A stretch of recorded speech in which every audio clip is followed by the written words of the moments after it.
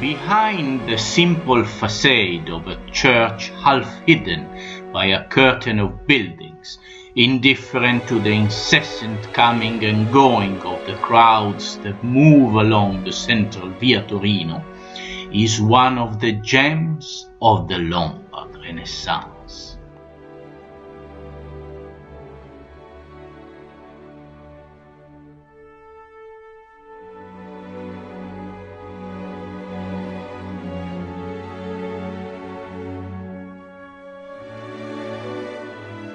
It is the trompe-l'œil painting of the church choir, executed by Donato Bramante at the end of the 15th century.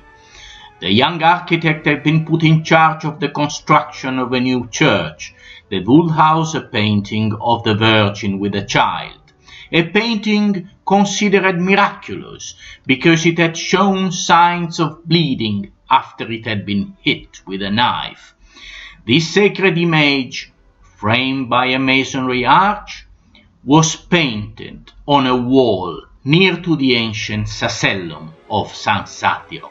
In 1478, the Confraternity of the Virgin of San Satiro, established in order to manage the worship of the sacred image, initiated the works for the construction of the new church.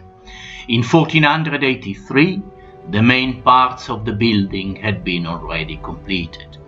The area made available to Bramante for the construction was limited by some houses and by a road called Contrada del Falcone, that is, Falcon Street.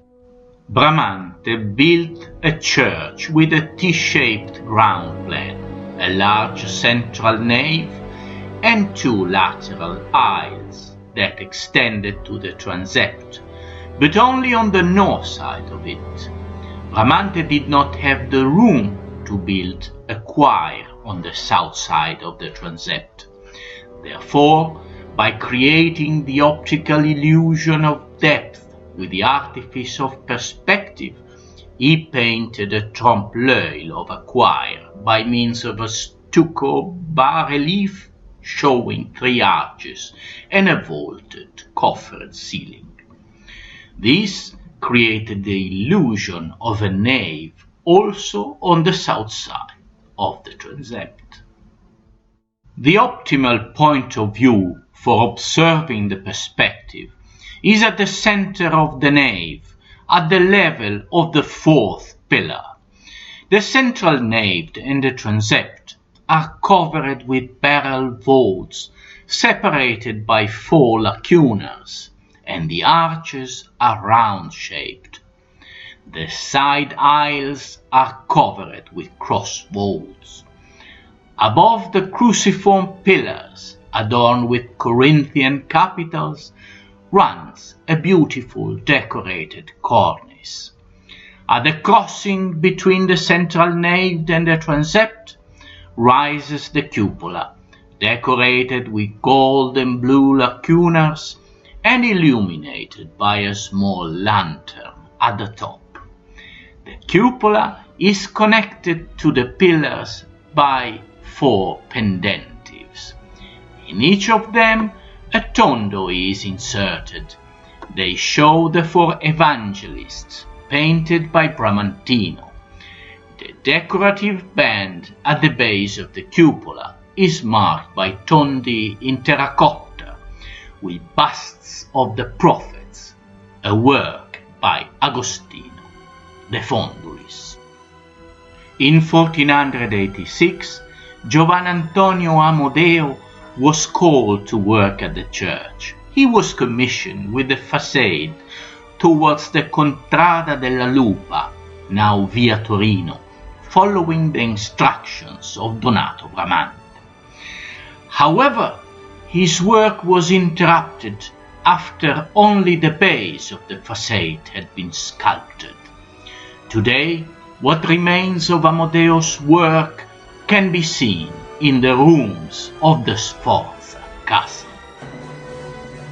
Within the church, the overall pictorial project was entrusted to Ambrogio Bergognone, who, perhaps as early as 1494, intervened directly on several paintings, especially on the decorative parts and on the figures of saints for the niches in the transept. In 1514, Giovanni da Oggiano opened 2 doors in the transept, granting access from Via Falcone.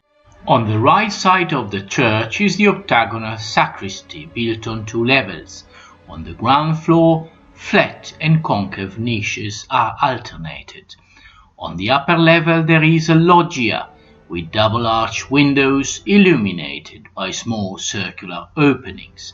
The sacristy receives light also from 8 large windows in the cupola and from the skylight.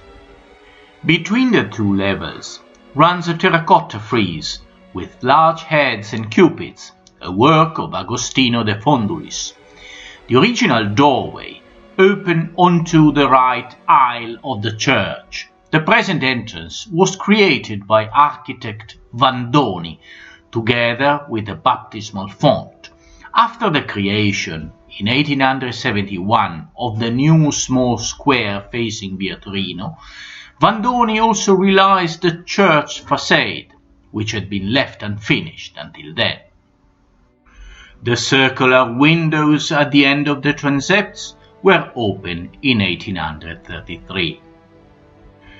The history of the Church of Santa Maria is closely linked to that of the sacellum of San Satiro, which is at the end of the left transept of the church.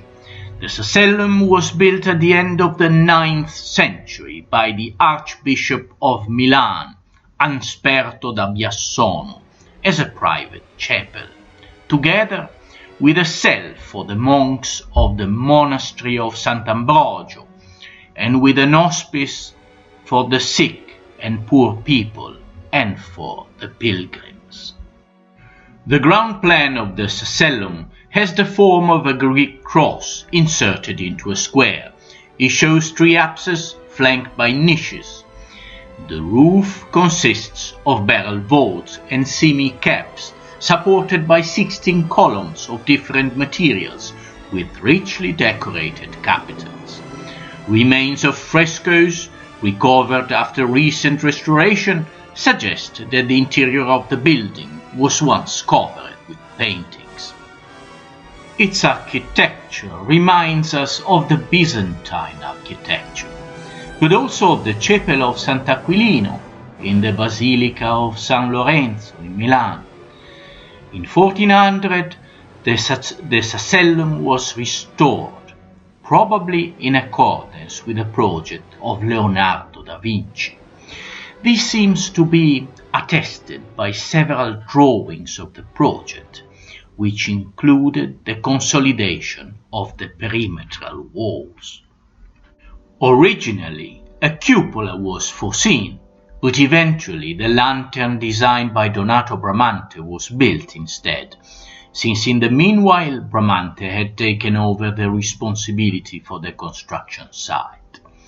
In 1518, the work was completed, and a group of terracotta statues by Agostino de Fondulis, depicting the mourning for the Christ, was placed inside. The church tower is on 4 levels, separated by indented ledges and hanging arches. It has openings that become larger on the upper floors, up to the elegant double-arch window of the belfry. Built in the 11th century, this is Milan's oldest church tower, after that of Sant'Ambrogio. Today, the church tower that once used to be a landmark for the pilgrims looking for hospitality remains, like the rest of the church complex, half hidden among modern buildings, almost a foreign body within the hectic traffic of Milan's city center.